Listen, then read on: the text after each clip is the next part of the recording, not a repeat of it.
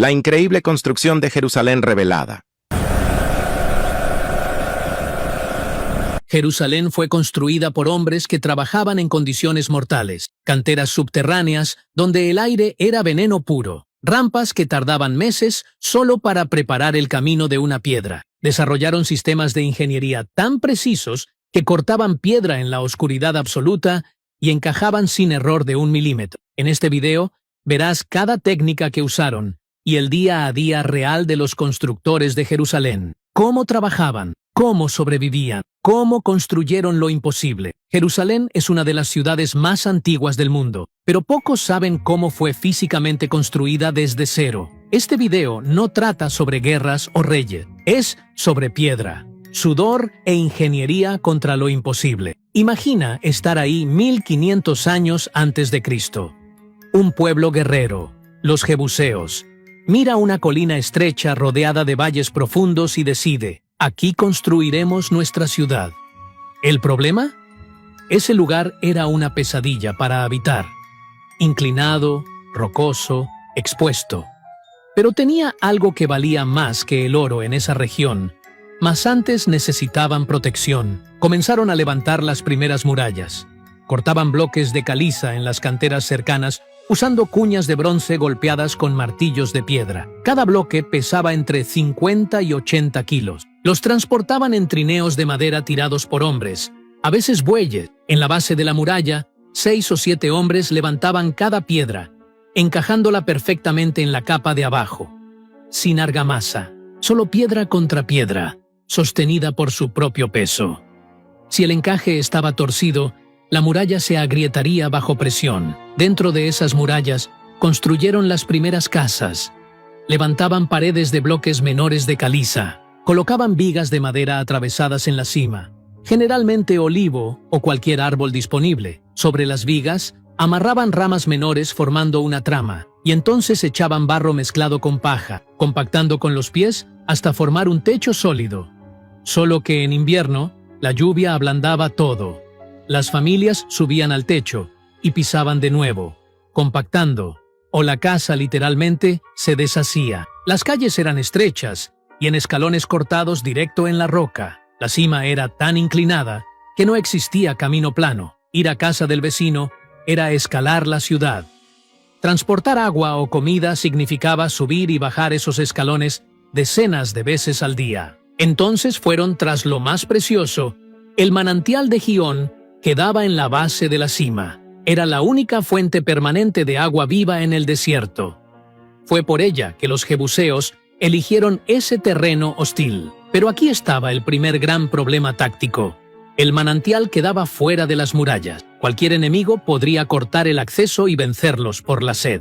¿La solución? Excavaron un pozo vertical atravesando 13 metros de roca caliza hasta alcanzar el manantial por debajo. Lo llamaban Sinnor, hombres descendiendo 40 metros en la oscuridad, amarrados en cuerdas de fibra vegetal, cargando picos de bronce y antorchas de aceite. Ahora tenían agua segura desde dentro de la ciudad, pero garantizar agua, murallas y casas resolvió apenas lo básico. El próximo problema sería brutal: cómo crear suelo donde solo existía abismo. Tener agua resolvió la sed, pero creó un problema de espacio inmediato. ¿Dónde construir? La cima de la montaña tenía quizás 100 metros de ancho. Cabían algunas casas y la muralla. Nada más. Si la ciudad creciera, precisaría de espacio, que simplemente no existía. La solución no sería expandir hacia arriba, sería expandir hacia los lados, sobre el precipicio. Los jebuseos desarrollaron una técnica que hoy llamamos millo, el gran terraplén. La idea era construir cajas gigantes de piedra en el lateral de la ladera, paredes de contención hechas con bloques de caliza, que después serían llenadas con toneladas de escombros y tierra. Parece simple, hablando ahora, pero ejecutar era otra historia. Primero, precisabas construir esas paredes en la propia ladera empinada. Nada de suelo plano. Los hombres trabajaban en ángulos de 45 grados, equilibrando bloques de piedra pesadísimos mientras intentaban no resbalar ladera abajo. Si un bloque escapaba, rodaba llevando todo por el camino.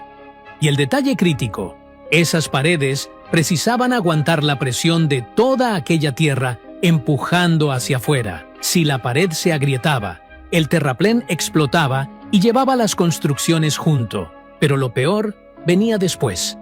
Llenar la caja con tierra era la parte fácil. El problema era compactar. Si la tierra quedaba floja, la primera lluvia pesada transformaría todo en lodo y las casas se hundirían. Entonces precisaban compactar a fuerza bruta. Es muy probable que hombres subieran en la tierra recién echada para pisotear día tras día. Golpeaban la tierra con troncos, mojaban, esperaban secar y pisaban de nuevo hasta que el suelo se volviera roca. El trabajo debía ser agotador. Y solo había un modo de saber si había funcionado: construir encima y esperar la lluvia. Si la tierra aguantaba, óptimo. Si no, el terraplén entero se deslizaría al fondo del valle. Funcionó. Las cajas de contención aguantaron. Jerusalén ahora tenía espacio. Pero toda esa expansión precisaba de materia prima: piedra. Mucha piedra. Y la mayor parte de Jerusalén no fue levantada bajo el sol. Fue arrancada de las entrañas de la tierra. Toneladas y toneladas de piedra. ¿Pero de dónde venía? No había montañas explotadas alrededor. La piedra de Jerusalén venía de un lugar que pocos imaginan, de debajo de la propia ciudad. Existen cavernas enormes en el subsuelo.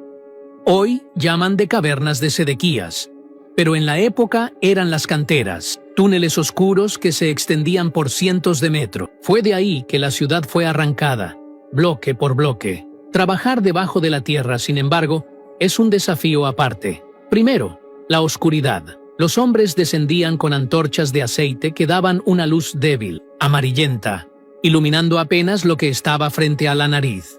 Y había un detalle curioso sobre el material. La caliza de Jerusalén, llamada meleque o piedra real, tiene una química propia. Cuando aún está en el subsuelo, húmeda, es blanda, se puede tallar con herramientas de bronce sin tanto esfuerzo. Pero cuando se expone al aire seco de la superficie, se endurece como acero. Los constructores precisaban cortar y moldear los bloques aún ahí abajo, en la oscuridad, para aprovechar esa blandura. El corte era ingeniería pura. Marcaban la roca, abrían grietas estrechas con cinceles y, en vez de golpear hasta romper, usaban la física. Metían cuñas de madera seca en las grietas y mojaban. La madera se hinchaba con el agua y la presión era tan fuerte que la roca se agrietaba sola, silenciosamente.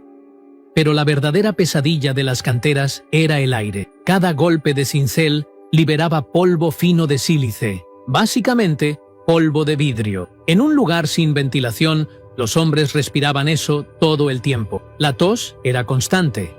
Muchos ciertamente enfermaban o perdían la visión por causa del polvo acumulado, sin hablar del riesgo de derrumbe. Cuanto más piedras sacaban, más hueco quedaba el suelo que sostenía la ciudad ahí arriba. Aún así, continuaron cavando, porque en la superficie estaba siendo preparada la construcción más importante de la historia de Israel. Y esa construcción tenía una regla sagrada que haría el trabajo de los canteros aún más difícil. En el local de la obra, ninguna herramienta de hierro podía ser oída. Todo tenía que venir listo de la oscuridad. Ahí arriba, el templo de Salomón comenzaba a subir. Era el sitio de obras más importante de Israel. Pero tenía una regla sagrada que hacía la logística una pesadilla. Silencio. Ninguna herramienta de hierro, ni martillo, ni cincel, ni hacha, podía ser oída en el local sagrado. La Biblia es específica en eso en Primer Reyes, y no era metáfora, era literal. Ahora, piensa en la dificultad. ¿Cómo encajas bloques de piedra de varias toneladas sin poder dar ni un martillazo para ajustar una arista terca? La respuesta exigía una precisión insana. Todo precisaba llegar listo. Cada piedra tenía que ser cortada, medida y finalizada ahí en las canteras, debajo de la tierra. Si un bloque subía la montaña y no encajaba por milímetros, no había arreglo. Era descartado. Meses de trabajo tirados a la basura. Para evitar eso, probablemente usaban un sistema de marcación riguroso. Cada piedra recibía un símbolo o número aún en la cantera, indicando exactamente su posición en el rompecabezas ahí arriba. Pero transportar piedras acabadas creaba otro riesgo. Las esquinas, las aristas vivas, son frágiles. Cualquier golpe en el transporte lascaría la piedra y estropearía el encaje. La solución de los canteros fue genial. Dejaban las orillas de las piedras levemente salientes, toscas, creando una especie de marco de protección natural. Llamamos eso de bordes almohadillados. Absorbían los choques del camino. ¿Y el encaje? Era seco, sin argamasa, sin cemento, piedra contra piedra. La precisión del corte hecho en la oscuridad de las cavernas era tan absoluta que, al posicionar los bloques, las juntas quedaban prácticamente invisibles. No pasaba ni una hoja de cuchillo. El sistema funcionó.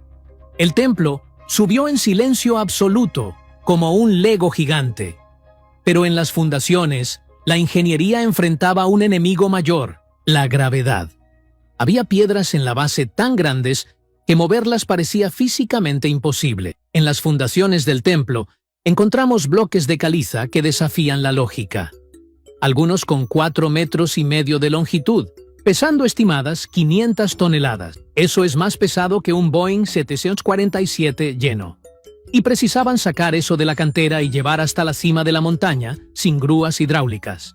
Cuerdas comunes reventarían. Grúas de madera de la época se volverían palillos de dientes. Levantar esas piedras estaba fuera de cuestión. La única solución era no levantar. La teoría más aceptada es que ellos subían el suelo. Construían rampas gigantescas de tierra batida y cascajo, con inclinación muy suave, extendiéndose por cientos de metros. La idea era arrastrar la piedra, no levantarla. Pero preparar esa rampa ya era una obra faraónica. Si la tierra estaba floja, el bloque de 500 toneladas se hundiría y atascaría.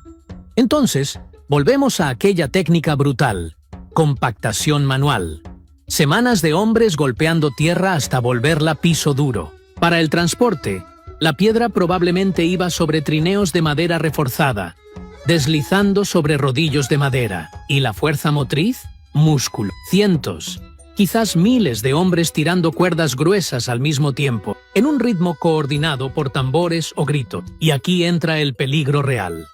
En una rampa, la gravedad quiere tirar la piedra hacia atrás. Si la coordinación fallaba, o si la cuerda de un grupo reventaba, el peso se redistribuía y podía causar un efecto dominó catastrófico.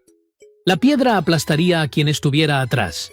Por eso, es probable que usaran equipos de frenos humanos, hombres en la retaguardia sosteniendo cuerdas tensionadas, no para tirar, sino para impedir que la piedra ganara velocidad. Era un trabajo de riesgo mortal. Pero las piedras llegaron, las fundaciones trabaron la montaña. Solo que ahora, con la estructura de piedra lista, faltaba el techo. E Israel es un desierto rocoso.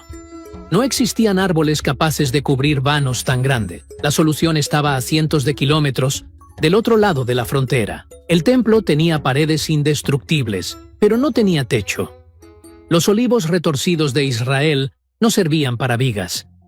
La única madera noble, recta y resistente suficiente era el cedro, que crecía lejos, en las montañas frías del Líbano. Salomón cerró un acuerdo comercial con el rey de Tiro. Israel mandaría comida, el Líbano mandaría madera. Pero ¿cómo transportar un bosque entero?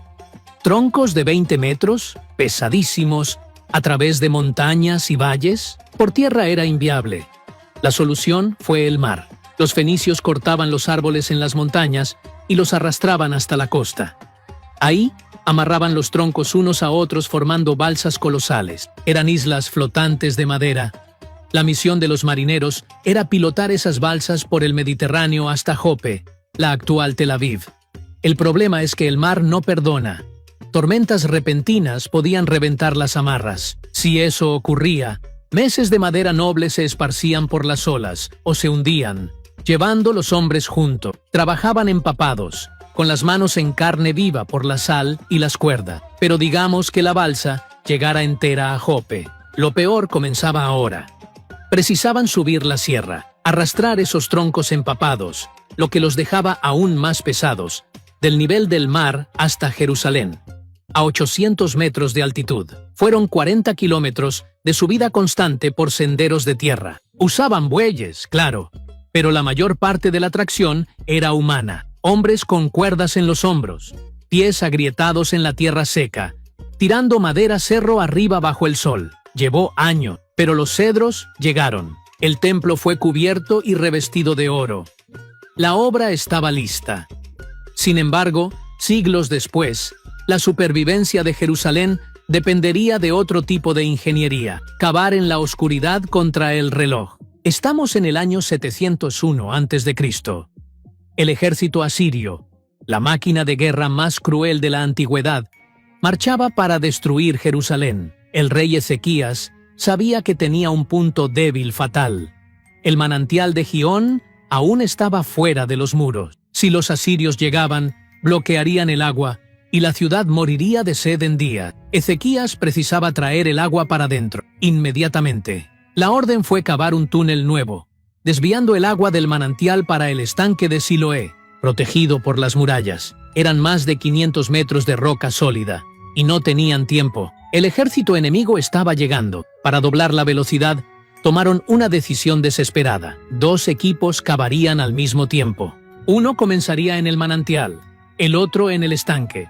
Tendrían que encontrarse en el medio, debajo de la montaña. ¿El problema?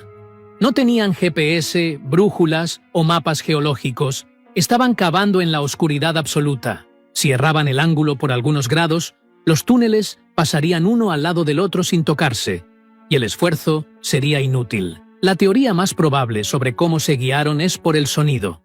En el silencio del subsuelo, los equipos golpeaban en la roca y pegaban el oído en la pared fría para escuchar los picos del otro equipo. Cavaban en dirección al ruido. El trabajo fue frenético, turnos sin fin. El aire en el túnel era sofocante, húmedo, lleno de polvo de caliza que hacía a los hombres escupir sangre. La claustrofobia y el miedo de errar la dirección debían ser constantes. Pero funcionó. Una inscripción antigua encontrada en la pared del túnel describe el momento exacto. Pico contra pico. Los equipos se encontraron. El agua fluyó para dentro de la ciudad poco antes de los asirios llegar. Jerusalén sobrevivió al cerco. Pero la ingeniería tiene límites. Siglos después, cuando los babilonios vinieron, trajeron algo contra lo cual la piedra no tenía defensa: la química del fuego. Año 586 a.C. El rey Nabucodonosor no vino apenas para conquistar Jerusalén, vino para borrarla. Tras un cerco largo, donde el hambre hizo las personas comer cuero hervido y raíces, los babilonios invadieron, incendiaron todo. Pero aquí hay un detalle técnico fascinante y trágico. El fuego no apenas rompe la piedra, la transforma químicamente. El templo era hecho de caliza. El techo era de cedro, una madera que quema muy caliente y por mucho tiempo. Cuando aplicas ese calor intenso sobre la caliza, ocurre la calcinación. El carbonato de calcio pierde su estructura y se vuelve óxido de calcio. Básicamente, la piedra se vuelve cal, se vuelve polvo. El templo se volvió un horno gigante. Las columnas y paredes que llevaron décadas para ser cortadas comenzaron a desintegrarse. Y hubo otro efecto colateral. El oro que revestía las paredes se derritió. El metal líquido escurrió para dentro de las grietas de las piedras. Cuando el fuego bajó, los soldados babilonios vieron aquel oro preso en las hendiduras. Para recuperar el metal, precisaron desmontar lo que quedaba de las paredes y arrancar piedra por piedra, rompiendo todo con palancas. Fue exactamente el escenario de destrucción total descrito en las profecías. No quedó piedra sobre piedra. Jerusalén se volvió una pila de escombros calcinados y quedó desierta por 70 años. Pero la historia da vueltas. Un hombre llamado Nehemías volvería con una misión suicida: reconstruir los muros usando aquel mismo escombro, mientras flechas volaban sobre su cabeza. Imagina ser un albañil y tener que asentar ladrillos sabiendo que hay un arquero apuntando en tu espalda. Así fue que Jerusalén fue levantada de nuevo. Nehemías volvió del exilio con una meta imposible: cerrar las brechas de los muros en tiempo récord. Los enemigos vecinos, liderados por Sanbalat, hacían emboscadas diarias para impedir la obra. El primer problema era el material. No había tiempo para abrir nuevas canteras. Nehemías tuvo que usar las piedras quemadas del escombro antiguo, bloques agrietados por el fuego babilónico, inestables. Era construir con lo que había, o morir intentando. La tensión en el sitio de obras era absoluta. Nehemías dividió el pueblo. Mitad construía, mitad quedaba de guardia con escudos y lanzas. Y aún quien estaba construyendo no estaba desarmado. La Biblia describe la escena. En una mano la herramienta de trabajo, en la otra, la espada. Dormían con botas, literalmente. Nadie se quitaba la ropa o el equipo, listos para saltar al sonido de la trompeta de alerta a cualquier segundo. El cansancio físico y mental debía ser aplastante. Trabajar bajo el sol, con miedo, usando piedra mala. Muchos querían desistir, pero continuaron por pura terquedad de supervivencia. En 52 días, menos de 2 meses, los muros estaban de pie. Eran feos, improvisados, hechos de resto de demolición, pero funcionaban. Jerusalén estaba segura de nuevo. La ciudad aún cambiaría de cara una vez más. Siglos después, un tirano odiado decidiría superar todo lo que ya había sido hecho y construir la mayor plataforma de piedra que el mundo jamás vio. Las piedras gigantes que millones de personas visitan y tocan hoy en el Muro de las Lamentaciones no fueron obra de Salomón ni de Nehemías, fueron obra de Herodes, el Grande, un rey paranoico que mató a su propia familia, pero que fue, sin duda, el mayor ingeniero que pisó ahí.